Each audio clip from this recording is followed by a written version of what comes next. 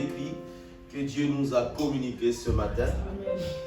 Avant tout, j'aimerais bien rappeler, au début de chaque culte, nous voulons rendre grâce au Seigneur en rappelant ces passages. Nous allons ouvrir nos Bibles dans le livre de Matthieu, chapitre 28, du verset 19 au verset 20. Allons-y, lisons. Allez, faites de toutes les nations des disciples, les baptisant au nom du Père, du Fils et du Saint-Esprit, et enseignez-leur à observer tout ce que je vous ai prescrit, et voici, je suis avec vous tous les jours jusqu'à la fin du monde. Est-ce que nous pouvons acclamer la parole? Ça, c'est la devise de notre école. C'est le dernier message que Christ a laissé aux disciples. Le but de l'école, c'est la formation. Et quand vous lisez, dans mes investigations, j'ai retrouvé le mot nation et le mot disciple. C'est important de noter, parce que c'est ce que nous allons utiliser toutes les fois que nous aurons culte. Nous allons les répéter, c'est pour nous rappeler ce que nous avons comme mission. Donc, le mot nation, c'est le mot qui est traduit par ethnos, qui veut dire ethnie en français, et qui est traduit dans notre Bible nation. Donc, on peut dire aller partout, dans toutes les ethnies du monde, faites de toutes les tribus, hein, c'est la même chose. Donc, ça veut dire ethnie ou tribu. C'est pourquoi vous allez voir dans d'autres traductions, c'est écrit directement tribu. Donc, allez partout. Donc, faites de toutes les tribus ou de toutes les ethnies des disciples de Jésus. Et le mot disciple, c'est le mot mathetes, qui veut dire étudiant, qui veut dire élève. Qui vient du mot montano, qui veut dire apprendre ou être enseigné. C'est important, comme ça, quand nous savons déjà la mission que nous avons, nous n'aurons pas à poser beaucoup de questions. La vision, c'est faites de toutes les nations les disciples. C'est-à-dire que tu rencontres quelqu'un, il faut que tu aies les capacités nécessaires de lui donner l'information qu'il faut dans la parole de Dieu. Donc voilà un peu ce que je tenais à mentionner, et notez cela à la maison, nous pouvons répéter. Et ce serait important un jour de retenir les deux versets en tête, et sans faire la lecture, nous pouvons citer avant chaque culte. Donc voilà, ce matin, nous avons notre thème, je l'ai écrit, reste encore avec nous. C'est notre thème de ce matin, reste encore avec nous. L'expression reste encore avec nous, c'est une expression qui manifeste l'amour pour quelqu'un qui ne veut pas que quelqu'un d'autre puisse le quitter. Ok? C'est une expression déjà, à l'entendre, vous sentez que c'est une personne qui est en train de parler. Une expression d'amour, comme je l'ai dit tout à l'heure, qui fait que quelqu'un veut demeurer avec celui qui est avec lui. Nous voyons dans les films, ou bien encore dans la réalité, quelqu'un qui veut mourir. La personne à côté, souvent, pour l'empêcher de mourir, il dit non, reste encore avec nous, reste encore avec moi. Il est remis, il fait tout, il utilise tous les moyens pour que la personne ne meure pas. Et ici, il est question de Jésus. Nous allons découvrir dans le texte que nous allons lire tout à l'heure, d'où vient ce mot, cette expression-là, et pourquoi cette expression est utilisée. Nous sommes dans le livre de Luc, chapitre 24, à partir du verset 13. Nous allons lire tout doucement et nous allons expliquer, pour bien rentrer dans l'histoire qui nous est relatée. Je lis la parole au nom de Dieu. Amen. Avec Luc, chapitre 24. À partir du verset 13. Et voici, ce même jour, deux disciples allaient à un village nommé Emmaüs. Voilà, on s'arrête là. Nous sommes dans une histoire, nous allons expliquer. Et voici le même jour là, c'est le jour où Jésus était ressuscité. Et quand vous lisez du premier verset jusqu'au verset 12, vous allez constater que après la mort de Jésus, le sabbat, il était interdit pour faire un ouvrage en Israël. Il était strictement interdit. Et donc, il fallait attendre après le sabbat pour aller mettre les fleurs à la tombe de Jésus. Et ces jours-là arrivent, c'est Marie et les autres femmes qui se dirigent devant la tombe de Jésus. Ils trouvent que le tombeau était vide. Ils voient qu'il y avait 2 personnes. Et voilà, il y a eu une conversation. Et après la conversation, on se rend compte que Marie reconnaît la voix de Jésus, reconnaît que c'est Jésus qui est en train de parler. Et elle va retourner pour aller dire aux autres, selon ce qu'il lui-même il avait déjà annoncé, qu'il devait mourir et ressusciter le 3e jour. Mais ils n'ont pas cru. Donc les disciples, nous l'avons défini, c'est un étudiant, c'était un élève. Donc c'était, la Bible nous mentionne ce mot, c'est pour nous dire que voilà, c'était pas n'importe qui. Ils sont inconnus dans la Bible, ces disciples. D'ailleurs, même dans la lecture, nous allons lire, il y a Cléopas qui nous est présenté, mais l'autre est anonyme, on n'a pas donné son nom. Mais déjà, le mot disciple nous rassure que c'était des gens qui étaient proches de Jésus. On peut dire les gardes rapprochés de Jésus. Pendant que Jésus se baladait pour annoncer la bonne nouvelle, il y avait beaucoup de gens, la foule, qui étaient derrière lui. Mais les disciples étaient autour de Jésus. Vous remarquez dans l'histoire de la femme à la perte du sang, elle ne pouvait pas s'approcher de Jésus. Bartimée ne pouvait pas s'approcher de Jésus. Pourquoi? Parce qu'il y avait une foule qui les empêchait d'atteindre Jésus. Et pour empêcher cela, il y avait comme des gardes-corps.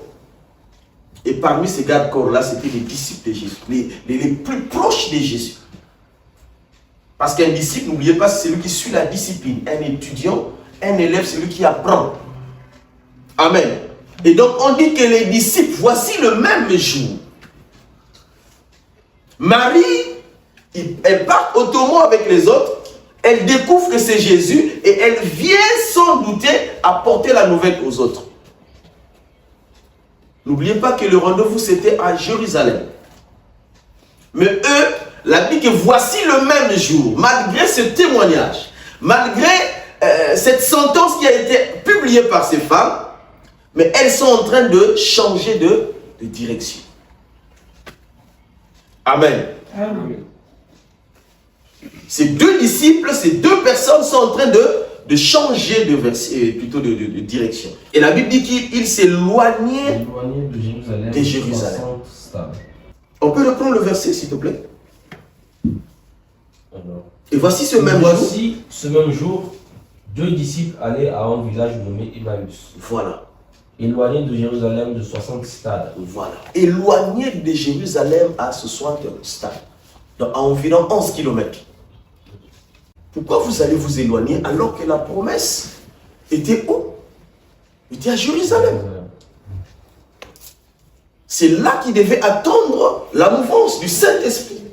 C'est là qu'il allait recevoir, parce que Jésus leur avait déjà prédit qu'il faut que ça serait avantageux pour vous que je m'en aille vers le Père, afin que ce qui a été promis pour vous puisse arriver. Il parlait du Saint-Esprit.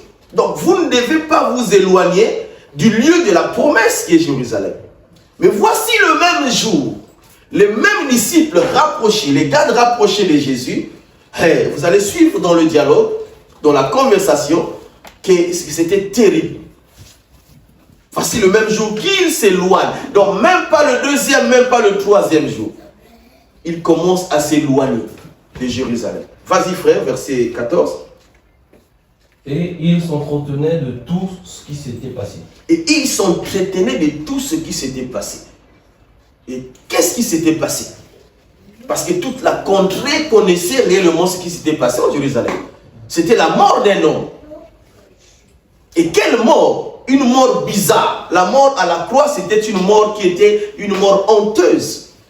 C'était une malédiction. Et ces gens-là étaient toujours derrière Jésus. Ils étaient fiers d'appartenir à Jésus. Et voici leur maître est exposé tout nu devant toute la contrée, toute la population.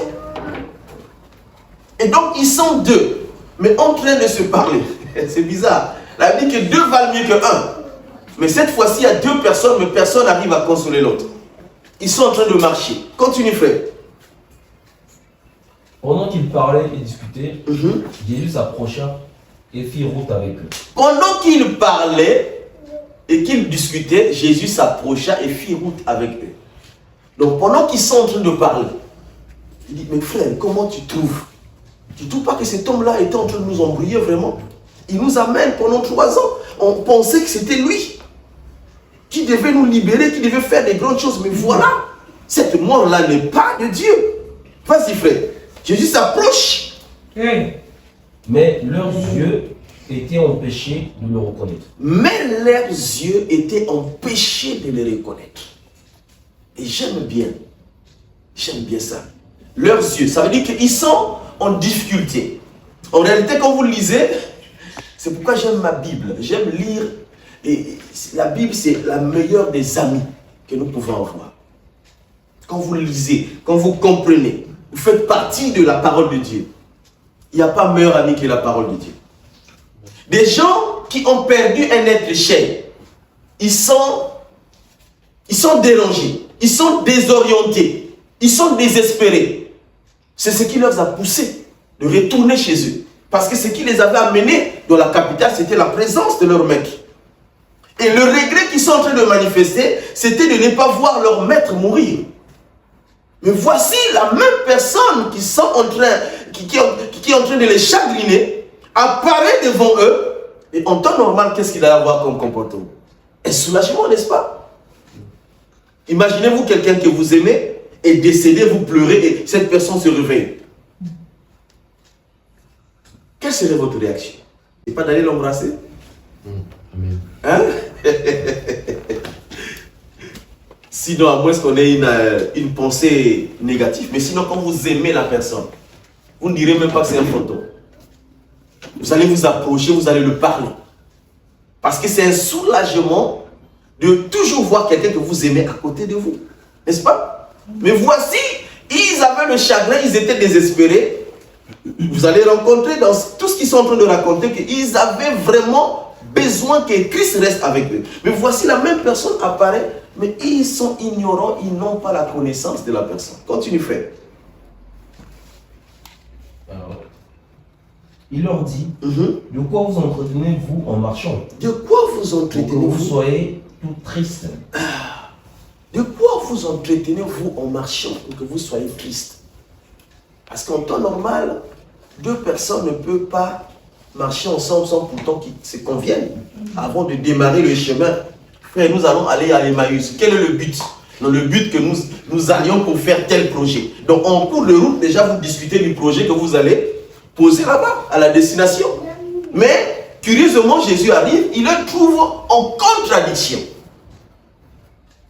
Dans la tristesse.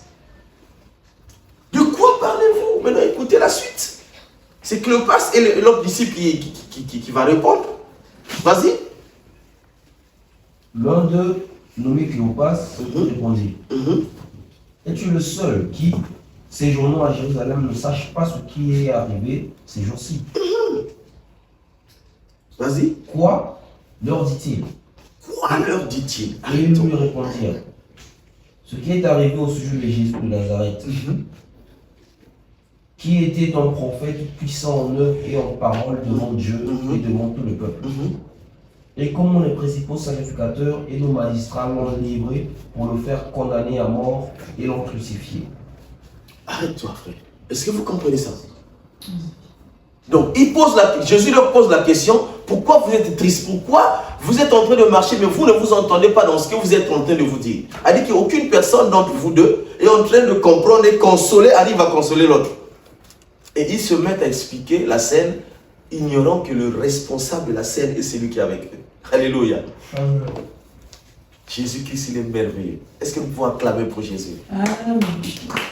Oh, il est merveilleux. Mais continue. Nous espérions que ce serait lui qui délivrerait Israël. Nous espérions. Donc, ils sont en train de manifester leur espoir. Tout leur espoir était sur quelqu'un, sur Jésus. Et il savait bien que selon la promesse, la prophétie qui a été annoncée depuis des générations, c'était qu'un homme devait venir pour les libérer de la captivité. N'oubliez pas que pendant cette période, ils sont esclaves des Romains. Et quand tu vois Jésus ressusciter les morts, faire marcher les paralytiques, mais ils disent, mais celui-là, en un seul claque comme ça, mais il peut déstabiliser toute l'armée des Romains. Donc vous comprenez que ces disciples n'étaient pas disciples en réalité, n'est-ce pas? Ils étaient là pour un but. Nous espérions ce qu'ils attendaient n'était pas l'attente de Jésus. Ce qu'ils attendaient de Jésus n'était pas ce que Jésus attendait d'eux. Mais ils étaient quand même disciples, ils étaient là avec Jésus. Alléluia. Continue, frère. Voici le troisième jour que ces choses se sont passées. Il est vrai que quelques femmes d'entre nous nous ont fort étonnés. S'étant rendues de grand matin au sépulcre et n'ayant pas trouvé son corps, elles sont venues dire que les anges leur sont apparus et ont annoncé qu'il est vivant. Quelques-uns de ceux qui étaient avec nous sont allés au sépulcre et ils ont trouvé les choses comme les femmes l'avaient dit. Exactement. Arrête-toi. Donc, ils avaient l'information. Ils savaient bien ce qui s'était passé. Ils avaient l'enseignement avant l'information.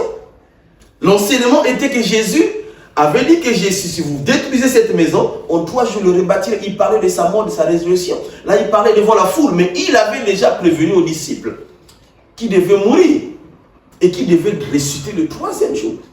Et voici la chose arrive. Mais ils sont incapables de reconnaître la pensée ou la bonne nouvelle que Dieu leur avait donnée, que Christ leur avait informé. Vous comprenez ça? Donc voici les choses se sont passées. Les femmes sont arrivées, ils ont vu la chose. Et voici les hommes aussi sont venus. Ils ont vu que Jésus n'était pas dans la tombe. Mais qu'est-ce qu'il fallait encore de plus pour croire que Jésus vous avait déjà informé qu'il devait mourir et qu'il devait ressusciter le 3e jour? Vas-y, frère. Alors Jésus leur dit, ô homme sans intelligence. ô homme sans intelligence. Et dans le cœur est lent à croire tout ce qu'ont dit les prophètes. Et dans le cœur est lent à croire tout ce qu'ont dit les prophètes. Ne fallait-il pas que le Christ souffrit ces choses? Je vous ai parlé du Tanakh juif. C'est leur Bible. Et dans la Bible, il y a la Torah, il y a le Nevim, il y a le Ketuvim. Ketuvim. Qui veut dire la loi de Moïse, qui contient les 5 livres. Nous avons les prophètes et nous avons les psaumes. Ça, c'est la loi. Donc, Jésus, en quelque sorte, est en train de leur rappeler, est-ce que, répète la pensée comme ça que nous soyons ensemble. Alors Jésus leur dit, ô homme sans intelligence, et dont le cœur est long à croire tout ce qu'ont dit les prophètes. Ne fallait-il pas que le Christ souffrit ces choses et qu'il entra dans sa gloire? Donc, avant que Jésus ne leur enseigne de son départ, de sa mort et de sa résurrection, il y avait déjà la loi qui avait annoncé cela, n'est-ce pas? Il y avait déjà les prophètes qui avaient annoncé, il y avait déjà les psaumes qui avaient annoncé la mort de Jésus et la résurrection même de Jésus. Donc, ils devaient même s'en tenir compte de ce que le maître avait dit parce qu'ils ont comme référence le libérateur, mais ils n'ont pas appris ça de Jésus, n'est-ce pas? C'était une prophétie qui avait été annoncée. C'est pourquoi Jésus leur renvoie à aussi comprendre que dans la même loi que vous avez compris qu'il devait avoir un Messie, dans la même loi, il est aussi détaillé que ce Messie devait venir et devait mourir et devait ressusciter, n'est-ce pas? Vas-y, frère. Et commençons par Moïse et par tous les prophètes.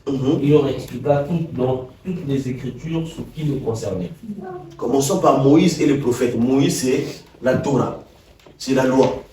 Et les prophètes, et c'est les Nevim, comme je vous ai dit tout à l'heure. il explique, donc il commence à décortiquer, comme dans Actes chapitre 2, comment Pierre aussi a pris la même pensée pour expliquer la première prédication qui a amené à plus de 3000 membres de l'église primitive. Il faut commencer les choses au commencement. C'était pour rappeler ceux-là qui avaient la loi, mais qui ne comprenaient pas qui était Jésus. Et reprends le verset, frère, ils vont comprendre. Lorsqu'ils furent près du village, d'Emmaüs, il parut vouloir aller plus loin. Pendant que les deux disciples étaient déjà arrivés à leur destination. Maintenant, écoutez ce qui va se passer. Mais ils le pressèrent en disant, reste avec nous, car le soir approche. Le jour est sur son déclin. Et il entra pour rester avec eux. Voilà. Vous comprenez ça? Et les deux disciples, comme ils ont constaté que cet homme est en train de vouloir partir, non. Reste encore avec nous. Ils ont pressé. Et en grec, en fait, le mot exprime qu'ils ont imposé à Jésus. Ils n'ont pas demandé une faveur, mais ils ont imposé à Jésus de rester avec nous. Il faut que tu restes avec nous. Pourquoi il faut que tu restes avec nous? Pourquoi il fallait que Jésus reste avec nous? Parce que leur raison, en fait, sur le coup, sur le passage, dit parce qu'il commençait le jour, commençait à... Oui, mais est-ce que c'était vraiment c'était la raison? C'était pour écouter, parce qu'apparemment, il est consolé. Alléluia! Alléluia! Parce qu'il semblait écouter des choses qui avaient comme un lien avec ce qu'ils avaient déjà écouté. Marie qui ne reconnaissait pas Jésus, n'est-ce pas? Ils ne reconnaissaient pas Jésus, mais Jésus disait des choses, malgré qu'ils étaient aveuglés, mais ces choses quand même, vous savez, il y a des situations dans la vie que nous traversons, on arrive à ne plus même reconnaître une personne. Vous savez, il y a des gens qui deviennent fous, parce qu'ils ont trop de problèmes. Ça fait péter les nerfs, comme on dit. Et voilà, la personne n'est même plus conscient. Elle dit que tu viens devant lui, il ne reconnaît même plus c'est X ou Y. Il perd toute sa confiance, sa conscience. Ça arrive, hein? J'espère que ma prière que cela ne vous arrive pas. Et ces deux disciples-là étaient dans cette condition. Ils ne pouvaient pas reconnaître parce qu'ils étaient désespérés. Désespérés. Mais ils écoutent quand même. Malgré qu'ils parlaient, mais non. Reste quand même avec nous. Parce que le soir approche et il se fait que tu pourras aller rencontrer. Mais en fait, ce n'était pas ça la raison. La raison était que reste avec nous, continue à nous parler parce que pendant que tu nous parles, il y a quand même une consolation quelque part. N'est-ce pas? Vas-y, frère. Pendant qu'il était à table avec eux, il prit le pain. Et après avoir rendu grâce, il le rompit et leur donna. Pendant qu'ils étaient à table, maintenant écoutez ce que Jésus a fait. Jésus leur parle, ils ne comprennent pas. Et vous savez que la distance, quand on évalue, ça pouvait faire des heures. 4 ou 5. Ils ont marché avec Jésus. Alléluia. Pendant 3, 4, 5 heures du temps, ils n'ont pas pu reconnaître Jésus. Mais Jésus arrive à la contrer. Et maintenant, Jésus veut passer à la phase supérieure pour leur faire comprendre. Parce que dans l'amour que Jésus avait pour eux, il ne voulait pas les perdre. Est-ce que tu peux dire merci Jésus? Merci. Jésus est plein d'amour. Si c'était un homme, il pouvait les abandonner parce qu'ils ont désobéi à la loi. Ils n'ont pas respecté les principes. On les laisse mourir. Ils ne vont pas faire partie de ceux qui vont recevoir le Saint-Esprit. Mais Jésus les a rattrapés. C'est pourquoi il est bon. Il n'y a aucun homme comme Jésus. Il est le seul, l'unique et le véritable. Vas-y, frère. Et alors leurs yeux s'ouvrirent et ils le reconnurent. Mais il disparut devant eux. Alléluia. Alors leurs yeux s'ouvrirent. Et après, qu'est-ce qui s'est passé? Ils ont reconnu Jésus. Pourquoi? Parce que Jésus a rompu le pain. Ils ont compris par le geste que c'était Jésus. Et aussitôt quand ils se sont rendus compte que c'était Jésus, Jésus a fait quoi? Il a disparu. Est-ce qu'il y a quelqu'un ici ce matin qui veut croire sans voir? Il n'a pas vu Jésus en face, mais il croit que Jésus existe. Nous avons la parole de Dieu. La Bible au commencement était la parole. Cette parole s'est faite chair. Et quand nous lisons la Bible, nous avons Jésus avec nous. Quand nous parlons avec la Bible, nous parlons avec Jésus. Pas besoin de le voir physiquement, parce que Jésus c'est la parole. Vas-y frère, continue. Et ils se dirent l'un à l'autre, notre cœur ne brûlait-il pas au-dedans de nous lorsqu'il nous parlait en chemin, il nous expliquait les Écritures. Et ils se disent l'un à l'autre, que Dieu te bénisse. Amen. Notre cœur ne brûlait pas au-dedans de nous lorsque cet homme parlait. Mais vous allez le reconnaître maintenant là. Mais pourquoi depuis les 4 heures, 5 heures du temps, vous n'avez pas reconnu que c'était lui qui parlait pendant que votre cœur bouillonnait? Pourquoi vous n'avez pas répondu? Alléluia. C'est après que la personne n'est plus là qu'ils ont reconnu. Maintenant, ils sont en train de se parler. C'est pourquoi la Bible, mon frère, il n'y a aucun document qui soit comme la parole de Dieu. La Bible, le livre sacré. En grec, on dit Biblia Agia ou Biblion Agion. Donc, le livre sacré, les livres sacrés. Amen. Tu ne te souviens pas quand on parlait, on écoutait parler, il y avait quelque chose dans notre cœur qui bouillonnait. Et là, il parle, Jésus n'est plus là. Ils sont entre eux, les disciples. Ils ont fait un trajet en fait pour rien. Comme disait Cavano, pour en rien utile. Mais vous avez parlé, vous aurez dû faire quelque chose d'autre pendant les 4 ou 5 heures du temps de marche. Alléluia. Et nous allons comprendre pourquoi ils étaient empêchés de reconnaître que c'était Jésus. Le mot empêché ici en grec, je l'ai retenu, c'est kratéo, qui veut dire empêché par quelqu'un. Ils étaient empêchés. C'est ça le mot kratéo. Empêché là, c'est kratéo, c'est empêché par quelqu'un. Donc c'est Jésus lui-même qui les avait empêchés de le reconnaître. Mais pourquoi? Jésus les empêche de le reconnaître alors qu'il était là pour une mission. La mission était de les ramener à Jérusalem. Est-ce que vous comprenez? Est-ce qu'on comprend? Amen. Jésus vient pour les parler, pour les consoler, mais lui-même il les empêche de le reconnaître. Parce qu'il avait une mission à accomplir avec les disciples. La mission était de préparer son départ. La mission était de préparer ses disciples à son départ. Amen. On peut dire en d'autres termes, c'était comme un exercice que Jésus faisait avec les disciples afin qu'ils s'habituent à son absence physique. Mais qu'ils s'habituent, qu'ils s'adaptent à quelle habitude? À la parole de Dieu. Parce que quand vous lisez la pensée de Dieu, quand il est en train de parler, il rappelle la parole de Dieu. Il ne parle pas de lui, mais il parle de la parole de Dieu. C'est-à-dire qu'il s'efface physiquement, mais il présente la parole de Dieu. Qui est la loi que Dieu nous a donnée. Ça veut dire que si Jésus n'est pas là physiquement, Jésus est là par sa parole. Parce qu'il est la parole de Dieu. Amen. Donc ils étaient, on peut dire, en pleine formation. Jésus voulait les former. Parce que pour eux, il fallait que Jésus demeure avec eux. Donc la mission de Jésus, ce n'était pas qu'il demeure avec eux. C'était un jour qu'il devait partir. Vous voyez comment il dit, je ne vous laisserai pas orphelin. Vous savez ce que c'est qu'un orphelin?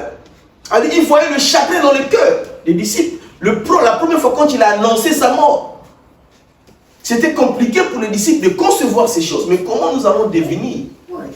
Nous avons déjà parlé à tout le monde que nous avons quelqu'un. Vous voyez la mort de Lazare, comment beaucoup de gens sont venus dans la maison de Marthe et Marie. Mais on a déjà parlé à tout le monde que nous avons un ami, cette fois-ci c'est lui. Mais qu'allons-nous dire à ces hommes-là que nous avons déjà fait la publicité de Jésus? Il va mourir, mais après la suite. Parce que l'homme croit à ce qu'il voit, n'est-ce pas? C'est difficile de croire ce qu'on n'a pas encore vu. Sauf si nous sommes chrétiens, parce que le chrétien c'est lui qui vit par la foi. Par la foi. Nous vivons par la foi. La Bible dit que le juste vivant par la foi.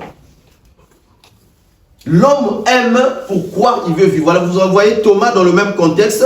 On vient l'apprendre par Marie et les autres. Il dit non, non, non. Tant que je ne verrai pas Jésus en face, je ne vais pas croire que Jésus est ressuscité. Et Jésus arrive, même étant présent physiquement, il dit non, moi pourquoi il faut que tu me montres les empreintes des tout, des pointes. Parce que je sais que mon Jésus a été crucifié. Donc, en temps normal, 3 jours après, il doit toujours avoir des traces, n'est-ce pas? Donc, si tu ne me montres pas les traces, les pointes, nada. Je ne vais pas croire que c'est toi. Et il a montré, effectivement.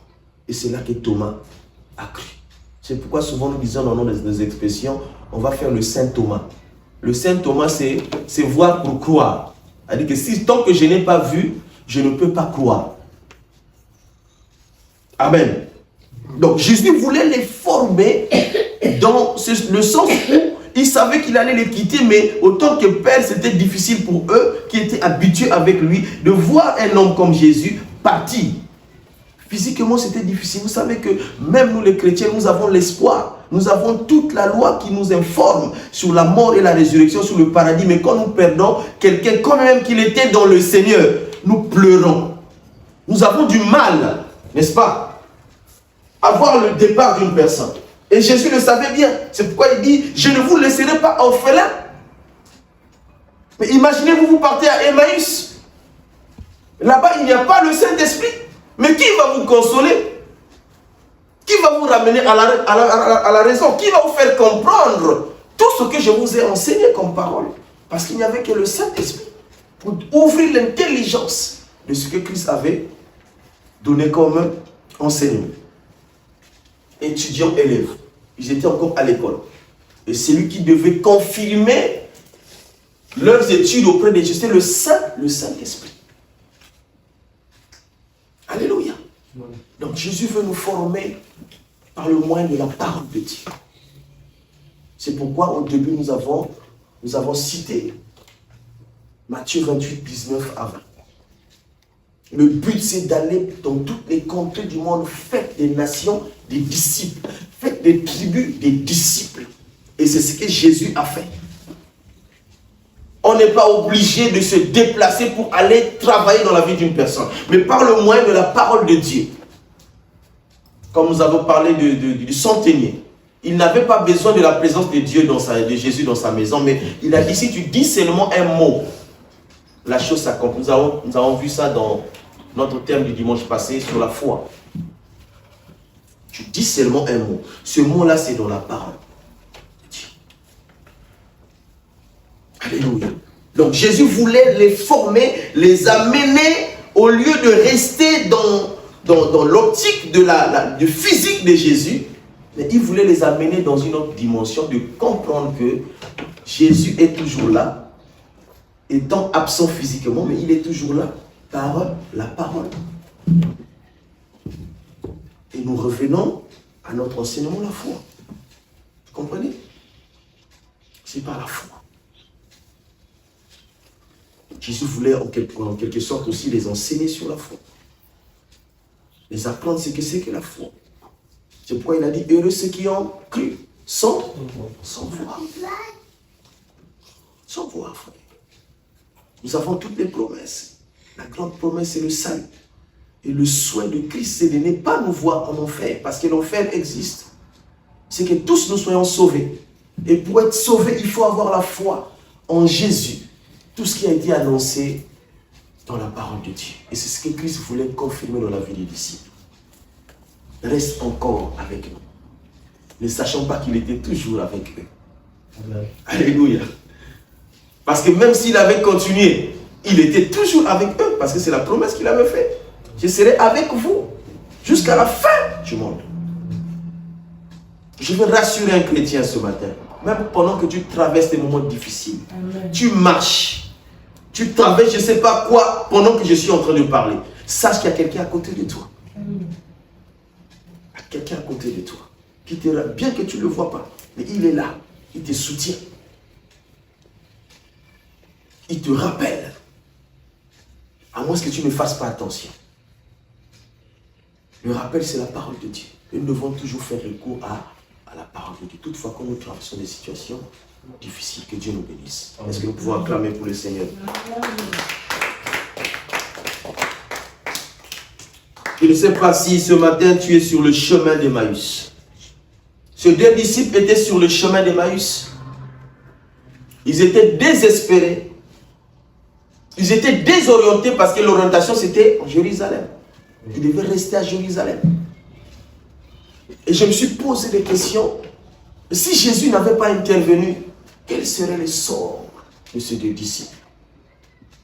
Alléluia. C'était la grâce de Dieu.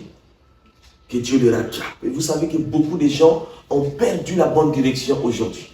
Du fait qu'ils sont désespérés, ils ont perdu un être cher. Ils ont perdu les maisons, ils ont perdu l'argent. Ça, c'est rien du tout.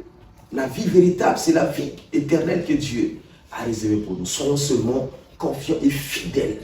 Ayons la foi en Jésus et Jésus nous bénira. Que Dieu vous bénisse. Est-ce que nous pouvons nous tenir debout, prier?